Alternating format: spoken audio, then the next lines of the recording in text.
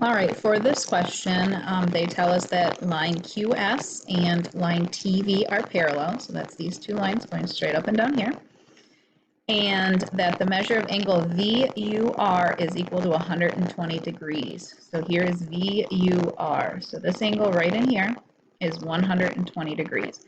The question is asking us to find the measure of angle SRP. So here's SRP. So this one right here is 120, and we look at this one, they are the same exact angle, just on a different line. So the one they gave us is on this line, and the one we're trying to find is on this line. This angle and this angle are the exact same.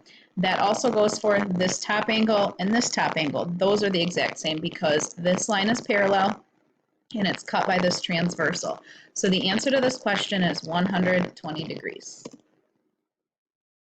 Okay.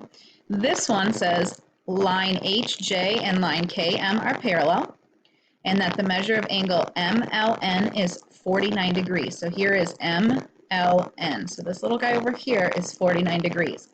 They want us to find what is the measure of angle MLI. So here is MLI. So if I know this one's 49 degrees and this one is right next to it, those two put together make that straight line, which is 180 degrees.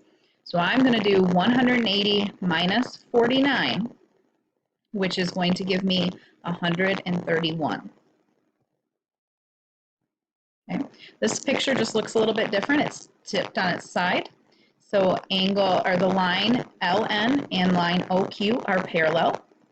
And the measure of angle NMP is 134 degrees. So here is NMP, so this big angle right here.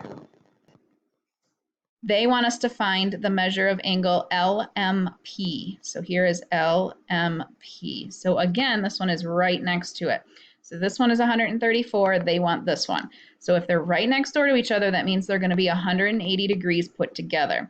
So we have to figure out what is 180 degrees minus 134. So I think that's 46.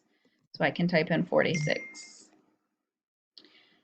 I hope this helps.